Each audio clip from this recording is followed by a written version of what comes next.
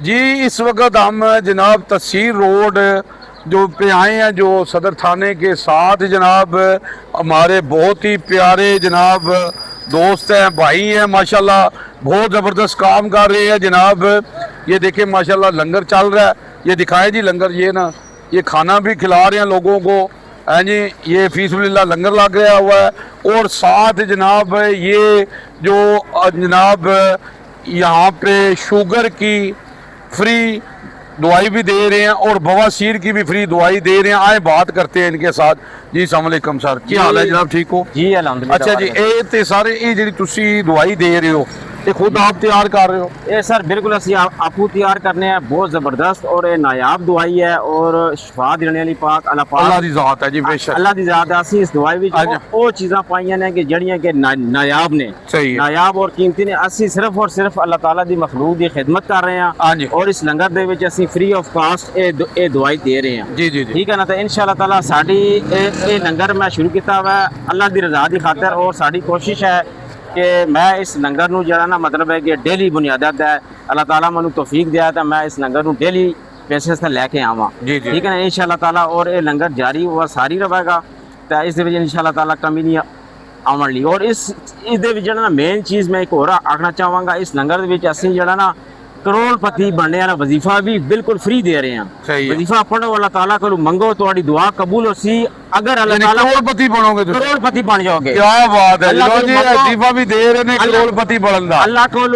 अल्लाह दुनिया का वाहिद बादशाह है, कोई ऐसा बादशाह नहीं है जिसदे कोल जितना ज्यादा मंगो अल्लाह ताला उतना ज्यादा खुश होता है। अल्लाह खजाने वाला है जी। अल्लाह ने तो कुरान च कहा है ना जी, तुसी सारे मेरे दर ते फकीर हो।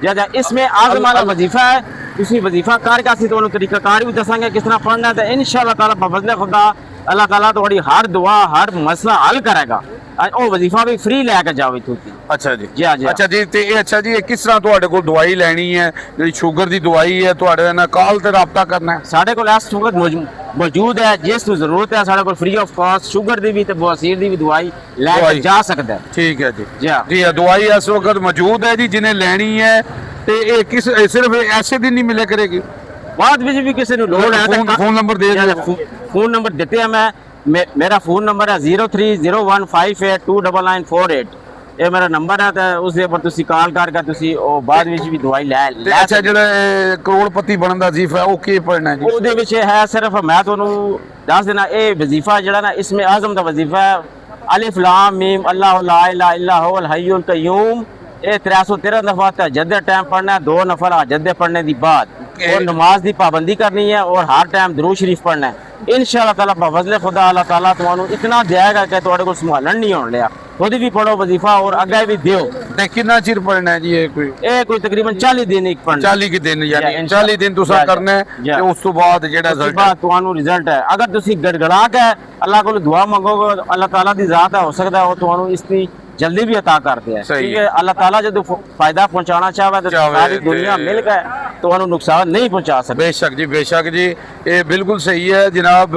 ते अपना एड्रैस दस दियो ते राबता करन दा फिर एक बारी ना जो। एड्रैस मेरा जड़ा मोबाइल नंबर है 030158299948 और तहसील road Jhelum account office colony और मैं मुलाजम हाँ DC ऑफिस जेलम दे विच एज अ सीनियर क्लर्क। ठीक है ना जी जी। ते जनाब ये देखो जनाब वादन जी बेहतरीन इंसान है जो दूसरों को फायदा पहुँचाता है। और देखो ये लंगर भी फ्री खुआ रहे हैं जनाब, माशाल्लाह ये बहुत ज़बरदस्त काम कर रहे हैं। ये अल्लाह दे नबी फरमाते ने कि नमाज पढ़ो और लोगों को फ्री खाना खाओ तो जन्नत ही चले जाओ। तो देखो जी असी साडा काम ही है कि आवाम को फायदा मिले। तो जनाब ये तुसी इत्थे आओ, ये लंगर कदों होंदा जी? हर महीने बाद होंदा। हर महीने बाद केड़ा दिन रखदे हो? दिन फिर असी मुंतखब करके दिन होंदा, सही है, एडवर्टाइज कर देंगे। अच्छा सही है। ते जनाब ये लंगर भी होंदा है ते दवाई भी होंदी है। हुण आओ हुण लवो ते राबता फोन नंबर ते करके ते इन्हां नाल लै सकदे हो दवाई जी। हाँ जी, और कुछ कहना चाहते हो?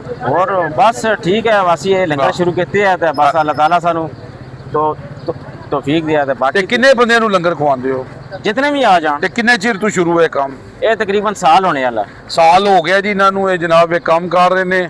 ते अल्लाह इन्हां दे जनाब अगर तुसीं इन्हां नाल तावन कर सकदे हो, इन्हां नाल राबता कर सकदे हो, इस तरह दे काम करो कि दुनिया आखरत है तो कोई दुनिया बंदे ने आना है चला जाना है। मौला अली को किसी ने पूछा कि इंसान ते जानवर च फर्क क्या है? ਤੇ ਮੌਲਾ ਅਲੀ ਫਰਮਾਉਂਦੇ ਨੇ ਇਨਸਾਨ ਉਹ ਹੈ ਜਿਹੜਾ ਦੂਸਰਿਆਂ ਨੂੰ ਫਾਇਦਾ ਪਹੁੰਚਾਉਂਦਾ ਹੈ, ਜਾਨਵਰ ਹੈ ਜਿਹੜਾ ਆਪਣੀ ਸੋਚਦਾ ਹੈ। ਤੇ ਸਾਨੂੰ ਸੋਚਣਾ ਚਾਹੀਦਾ, ਜਾਣਾ ਹੈ ਤੇ ਦੁਨੀਆ ਤੇ ਕੁਝ ਕਰ ਜਾਈਏ ਜੀ। ਤੇ ਜਨਾਬ ਜਾਵਾ ਜੀ ਜੇਲਮ ਡਨ ਕਰੋ ਜੀ।